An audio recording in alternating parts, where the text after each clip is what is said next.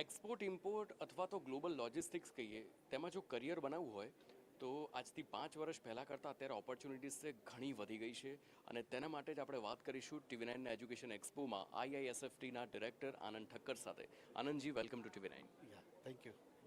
આનંદજી, IISFTની વાત કરીએ અને ગ્લોબલ ઇમ્પોર્ટ એક્સપોર્ટની આખી જે સપ્લાય ચેઇન છે તેની વાત કરીએ.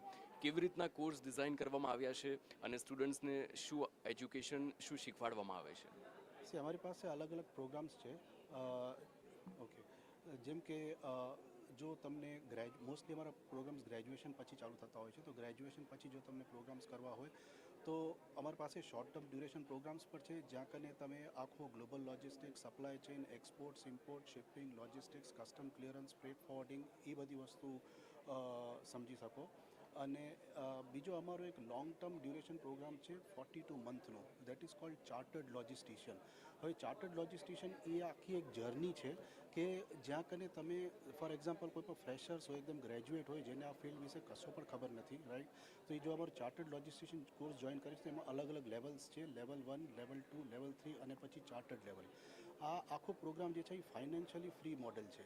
તો આમાં લેવલ 1 અમારો 4 મહિનાનો છે. તો ફોર એક્ઝામ્પલ કોઈ ગ્રેજ્યુએટ છે અને એ ચાર્ટર્ડ લોજિસ્ટિક્સ જોઈન કરે છે, તો પહેલાં 4 મહિના જે પ્રોગ્રામ જોઈન કરે છે લેવલ 1, એની અત્યારે અપફ્રન્ટ અમે કોઈ પણ ફી લેતા નથી, રાઈટ. તો પહેલાં 4 મહિના અમે એને આખો જોબ રેડી કરીએ છીએ અને અમે એને જોબ અપાવીએ છીએ, રાઈટ. જો અમે એને 4 મહિનામાં જોબ ન અપાવી શક્યા તો એની તરફથી અમને કોઈ ફીસ લેવાની નથી. અને જો એને જોબ મળી ગઈ તો પછી હવે level 2, that is a managerial level, A manager level ઉપર હાલ્યો જાય છે. અને હવે એક્ઝિક્યુટિવ લેવલની ઓલરેડી જોબ કરી રહ્યો છે અને સાથે મેનેજરિયલ લેવલ માટે રેડી થઈ રહ્યો છે. મેનેજરિયલ લેવલનો કોર્સ અમારો લેવલ પત્યા પછી એનો સપ્લાય ચેનનો લેવલ આવે, સપ્લાય ચેનનો લેવલ પત્યા પછી એનું ચાર્ટર્ડ લેવલ આવે. આ આખી જર્ની કરતાં કરતાં એને લગભગ 3.5 વર્ષ જેવા થાય છે. અને જ્યારે એનો ચાર્ટર્ડ લોજિસ્ટિશિયન કોર્સ પૂરો થઈ જાય એના પછી વળી પાછો અમારો પ્લેસમેન્ટ આવે અને એ હાયર પેકેજ ઉપર પ્લેસમેન્ટ રાઉન્ડ હોય.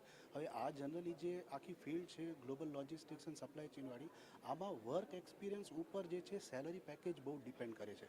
હવે આપણે ટ્રેડિશનલ જે એજ્યુકેશન મેથડ જોઈએ કે જ્યાં તમે ફૂલ ટાઈમ ગ્રેજ્યુએશન કરો છો, પછી ફૂલ ટાઈમ મે બી માસ્ટર ડિગ્રી કરો છો અને પછી તમે જોબ માટે જાઓ છો, તો ત્યાં તમે 5 વર્ષ પછી સ્ટાર્ટિંગના લેવલથી મતલબ તમારો આખો કરિયર ચાલુ કરશો. જ્યારે અહીંયા અમારી સિસ્ટમમાં તમારો જે કરિયર છે એ બહુ જ ફાસ્ટ ગ્રો થાય છે અને બહુ અર્લી સ્ટેજથી તમે કરિયર ચાલુ કરી નાખો છો, રાઈટ.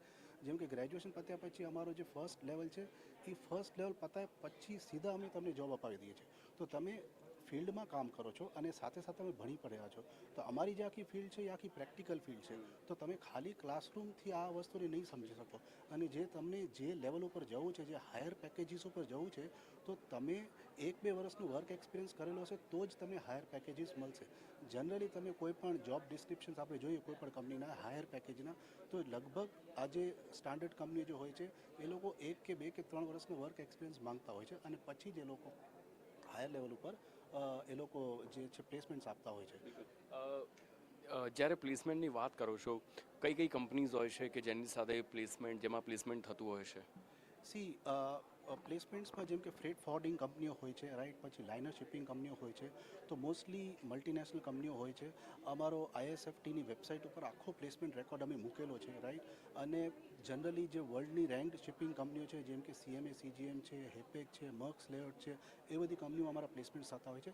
એના સિવાય ઇન્ડિયાની ઘણી બધી લોજિસ્ટિક્સ કંપનીઓ છે, ફ્રેટ ફોરવર્ડિંગ કંપનીઓ છે, મલ્ટીનેશનલ કંપનીઓ છે, ત્યાં કને અમારા પ્લેસમેન્ટ થતા હોય છે. બીજો કે જે મેન્યુફેક્ચરર્સ છે, જે મલ્ટીનેશનલ કંપનીઓ છે, જે લોકો કાર્ગો એક્સપોર્ટ કરી રહ્યા છે કે ઇમ્પોર્ટ કરી રહ્યા છે, પછી કોઈ પણ સેગમેન્ટ હોય, આઈધર ઓટો સેગમેન્ટ હોય કે ફાર્માસ્યુટિકલ સેગમેન્ટ હોય કે કોઈ ટેક્સટાઇલ સેગમેન્ટ હોય, પણ જે લોકો ઇન્ડિયાની બહાર કાર્ગો મોકલી રહ્યા છે, જે લોકો એક્સપોર્ટ કરી રહ્યા છે અને બહારથી રો મટીરિયલ્સ ઇમ્પોર્ટ કરી રહ્યા છે, તો આવી કોઈ પણ કંપનીમાં અમારા સ્ટુડન્ટ જે છે તે જોબ ઉપર લાગે છે.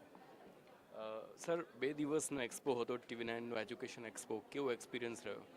એક્સપિરિયન્સ બહુ સરસ રહ્યો. અને અહીંયા કને ઘણા બધા છોકરાઓ આવે. મેઇન તો આવા એક્સપોમાં પાર્ટિસિપેટ કરવાનો એક મેઇન ઉદ્દેશ્ય એ હોય કે ભાઈ આપણે એ લોકો સાથે લાઈવ વાત કરી શકીએ.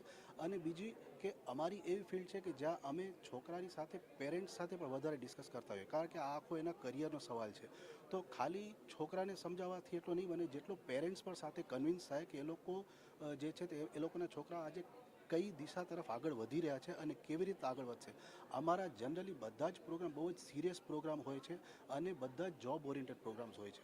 તો અમે જનરલી ઇન્સિસ્ટ કરીએ છીએ કે પેરેન્ટ્સ પણ એકવાર સમજે કે આ બધા કોર્સિસ શું છે, કેવી રીતના છે, અને એનો છોકરો કયો કોર્સ કરી રહ્યો છે અને કેવી રીતના એનું ફ્યુચર આગળ વધવાનું છે. તો આ એક્સપોમાં અમને સ્ટુડન્ટ્સ અને પેરેન્ટ્સ બંને સાથે મળી શકે તો એ રિલેટેડ બહુ જ સરસ એક્સપિરિયન્સ રહ્યો 2 દિવસનો. Thank you. Thank you.